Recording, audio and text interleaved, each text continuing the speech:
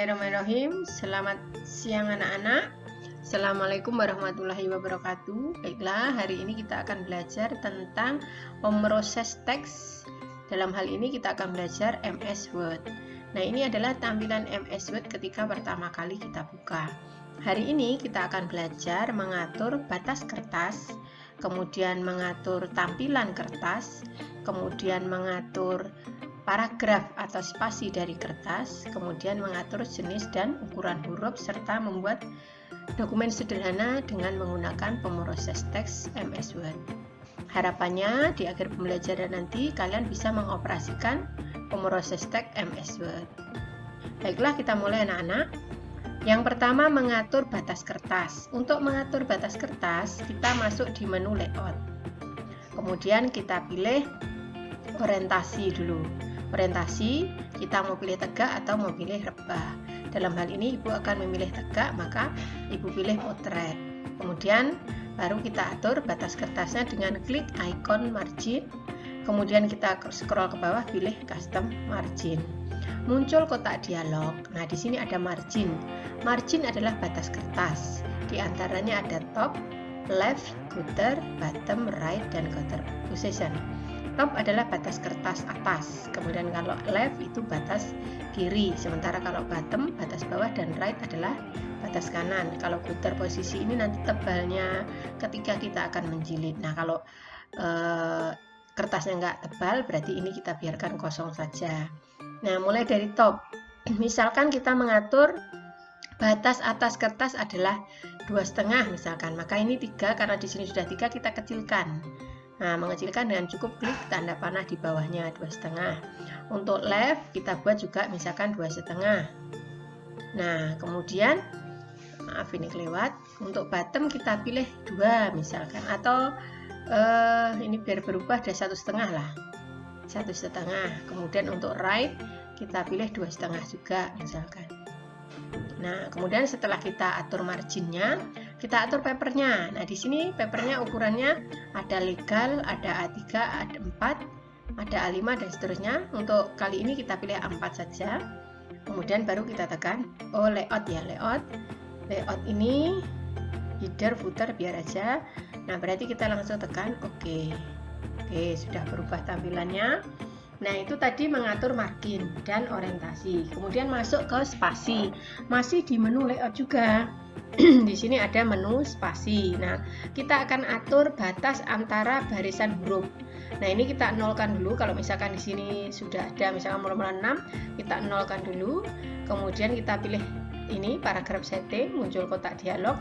Kita arahkan ke line spacing di sini. Nah, kita atur sesuai keinginan kita, misalkan 2. Nah, lihat di sini jarak barisnya lebih lebar.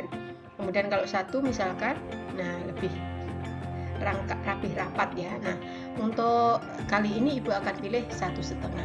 Kemudian kita klik OK. Nah, selesai. Berarti sudah mengatur margin, sudah mengatur orientasi, juga sudah mengatur spasi. Kita masuk ke menu jenis dan ukuran huruf. Masuk di menu home. Nah, di sini ada font style, kita klik.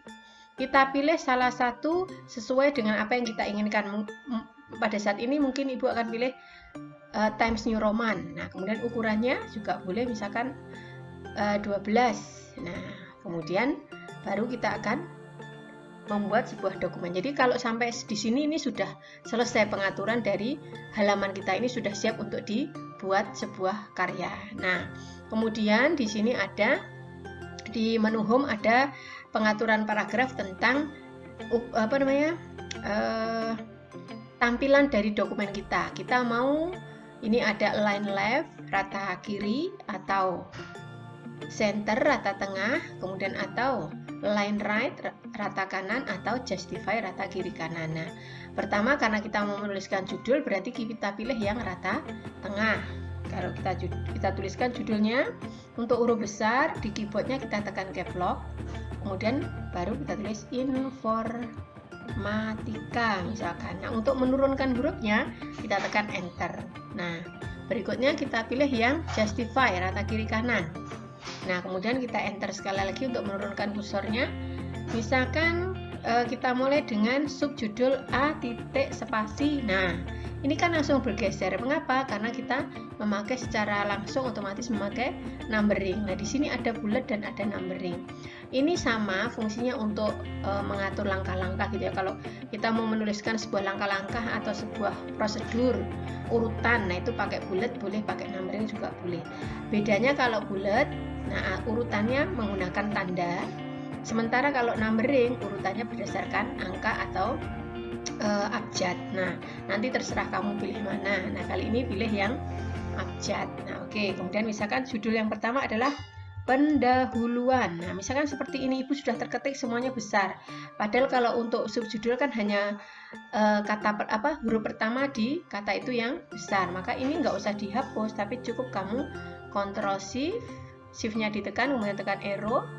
Nah, kamu bisa gunakan icon ini, change. Nah, kamu boleh ubah menjadi kecil semua, atau kamu ubah besar semua, atau kamu ubah hanya huruf besar saja yang di depan. Nah, seperti ini. Oke, pendahuluan, kemudian kita tekan enter. Nah, otomatis dia karena pakai numbering langsung ke nomor berikutnya. Kalau kamu belum mau pakai ya, tekan backspace. Nah, misalkan pendahuluan kita tulis pengertian dari informatika.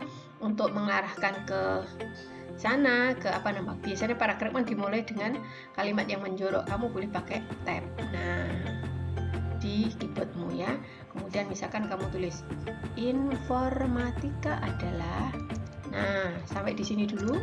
Ibu akan memperlihatkan video tentang mengetik dengan 10 jari, posisi jarinya bagaimana. Jadi untuk materi di sini dulu, nanti Ibu lanjutkan dengan bagaimana mengetik dengan 10 jari. Nah, Ibu akan menjelaskan tentang posisi tangan ketika kita mengetik. Posisi tangan di keyboard ketika kita mengetik, kita mulai dengan tangan sebelah kiri. Nah, dimulai jari kelingking. Kelingking itu kita letakkan di huruf A. Sementara untuk jari manis kita letakkan di huruf S, jari tengah di huruf D, jari telunjuk berada di huruf F, dan untuk ibu jari kita letakkan di spasi.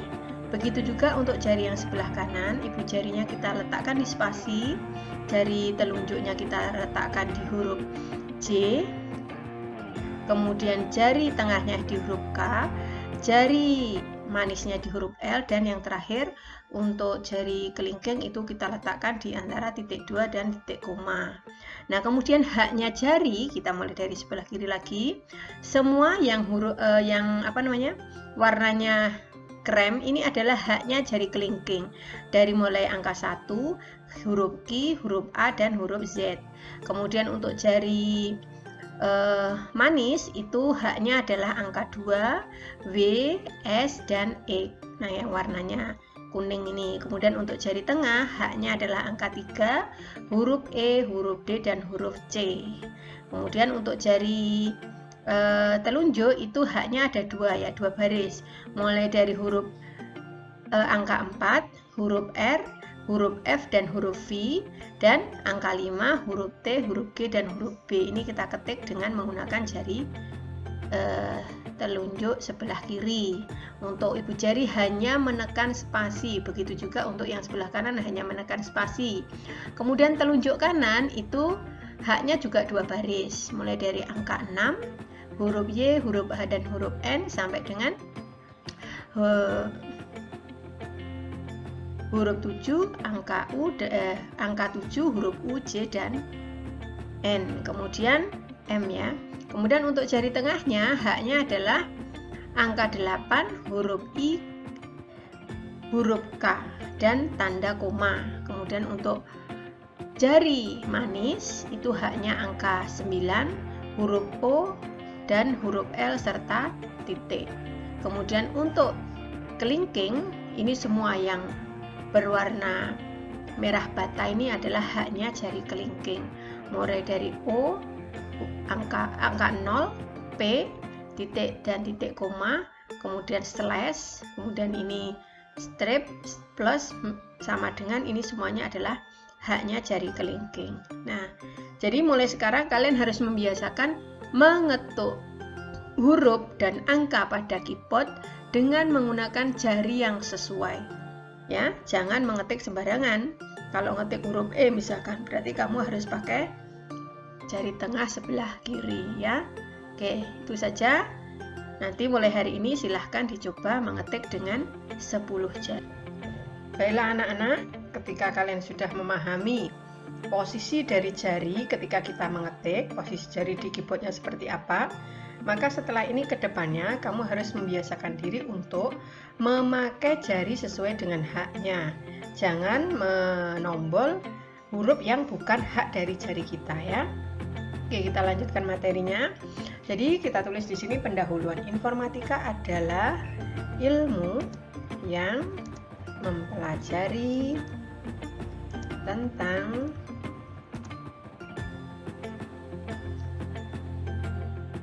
teknologi, komunikasi, dan informasi. Nah, ini mengetiknya pakai 10 jari ya. Nah, seperti ini kan pengaturannya nggak bagus. Nah, untuk mengaturnya kamu bisa menggeser ruler di sini.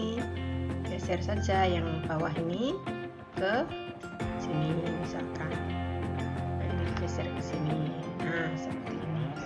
Oke, itu secara manual ya. Kemudian kita lanjutkan misalkan yang kedua.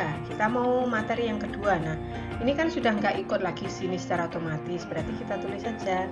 Ingat huruf besar berarti pakai B titik. Nah, dia akan menyesuaikan dengan yang di atas. Kemudian misalkan berikutnya adalah pembahasan. Nah, kalau kita mau menulis huruf besar, ketika kita tidak memakai caps lock, maka kita bisa tekan huruf shift dan huruf yang kita tulis huruf besar itu ya secara bersamaan. Pembahasan. Nah, kemudian kita tulis di bawahnya seperti tadi, berarti kita hilangkan dengan tekan backspace. Nah, kita akan membahas misalkan ruang lingkup informatika. Nah, begitu ya. Nah, kemudian misalkan setelah ruang lingkupnya manfaat misalkan. Nah, ini. Nah, sampai di sini kamu sudah punya kemampuan dalam hal mengatur batas kertas, mengatur spasi, mengatur jenis dan ukuran huruf, serta memulai dengan rata tengah, rata kiri, rata kanan, rata kiri kanan. Nah, sampai di sini pertemuan kita. Kemudian tugas kalian adalah tuliskan di sini ya, tugas membuat dokumen dengan menggunakan pemroses teks dengan ketentuan nggak usah pakai dengan ya, membuat dokumen menggunakan pemroses teks dengan ketentuan 14 lah ya, 14. Nah, kemudian judulnya adalah pengalaman. Nah, ini kalau ibu mau menebalkan tekan Ctrl B ya, secara otomatis dia akan tebal. Pengalaman belajar dari rumah. Atau kalau yang punya pengalaman lain boleh selain pengalaman belajar dari rumah. Ini ya, ini tugas kalian yang harus kalian buat di rumah. Atau nanti kalau kita sudah PTM berarti ini kamu kerjakan di lab kita. Semoga apa yang kita pelajari hari ini bermanfaat. Ibu akhiri dengan wabillahi taufiq wal hidayah. Wassalamualaikum warahmatullahi wabarakatuh.